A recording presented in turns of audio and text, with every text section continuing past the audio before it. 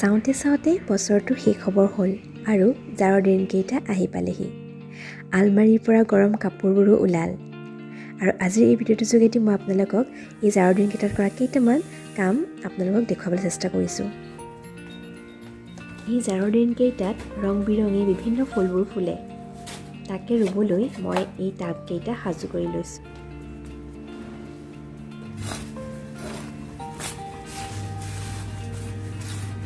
আৰু ইয়াত মই মাটি, কোকোপিট আৰু লগতে কেঁচুসাৰ দি এই পটিং মিক্সটো বনাই লৈছোঁ। টাবখিনি এনেকৈ সাজু কৰি ল'লে যেতিয়া ফুল কিনি আনিম তেতিয়া লগাবলৈ একেবাৰে সহজ হৈ থাকে। মই এইবাৰ এটা গোলাপ ফুল প্ৰথমতে আনিছিলোঁ, তাকে লগাই লৈছোঁ আৰু বাকীখিনি ফুলো আনিব লাগিব। ইয়াৰ পিছৰ ভিতৰত আপোনালোকে তাক দেখিবলৈ পাব।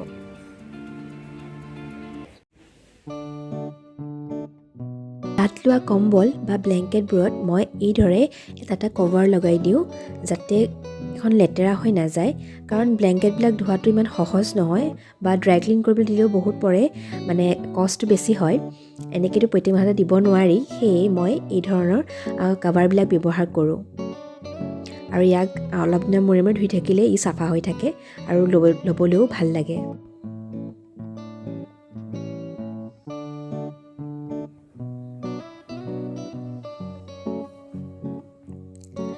আৰু এই ধৰণৰ কুইল্ট বা কমফৰ্টাৰ দিনৰ ভাগত ব্যৱহাৰ কৰিবলৈ ভাল হয় আৰু ইয়াকো ধুবলৈ একেবাৰে সহজ, পাতল যিহেতু, সেই ৱাশ্বিং মেচিনতো ইয়াক ভাল ধৰণে ধুব পৰা যায়। ঠাণ্ডাৰ এই দিনকেইটাত ভজা পোৰা মুখৰোচক খাদ্যবোৰ সকলোৰে বেছি প্ৰিয় হৈ পৰে।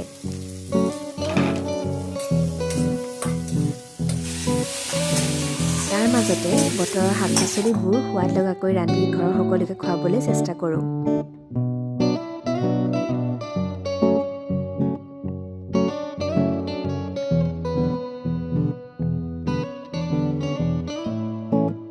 এই ঠাণ্ডাৰ দিনকেইটাৰ প্ৰধান সমস্যাটো হৈছে শুকান ছাল, আৰু লগতে মূৰত বহুতো উফি হয়, ছাল একেবাৰে শুকান হৈ পৰে, ছাল ফাটেও, লগতে গোৰোহা পতা এনেকুৱাবিলাক সমস্যা দেখা দিয়ে।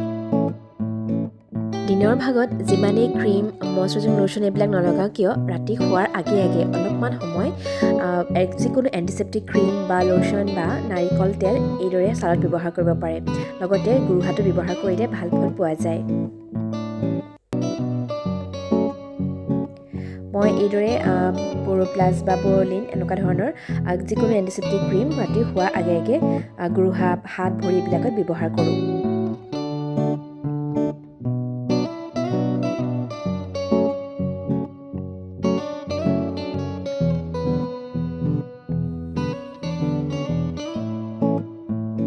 সন্ধিয়াৰ সময়ত যিবিলাক নৰ্মেল টিউব লাইট বা CFL লাইটৰ সলনি অলপ এনেকুৱা ধৰণৰ ৱাৰ্ম লাইটবিলাক জ্বলাব পাৰে।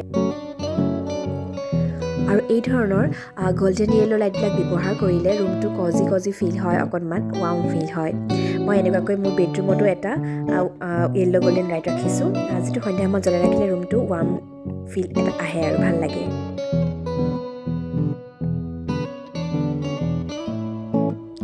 এই ধৰণৰ এৰিয়া ৰাগ বা কাৰ্পেটবিলাক মই ঠাই অনুসৰি পাৰি ৰাখোঁ, যাতে ইয়াক যেতিয়া প্ৰয়োজন হয় ধুনীয়াকৈ ইয়াক ব্যৱহাৰ কৰিব পাৰি।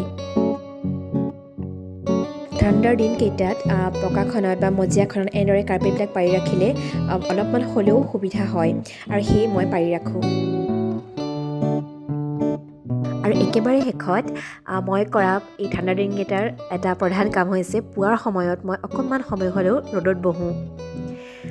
আমাৰ কাৰণে ডি ভিটামিনটো খুবেই প্ৰয়োজন, সেয়া সকলোৱে জানে, আৰু এই ৰাতিপুৱাৰ এই পুৱাৰ ৰ'দটোত কিমান ধুনীয়াকৈ ডি ভিটামিন আমি পাওঁ সেয়া নক'লেও হ'ব। এনেকৈ নিজৰ লগতে অকণমান সময় কটাবলৈ পাওঁ আৰু ৰ'দখনত বহিও ভাল লাগে, আৰু দিনটোৰ কাৰণে পূৰা এনাৰ্জি গোটাই লোৱা হয়। আজিৰ ভিডিঅ'টো ইয়াতে সামৰিছোঁ। পুনৰ লগ পাম এটা নতুন ভিডিঅ'ৰ সৈতে। Till then, take care, bye বাই।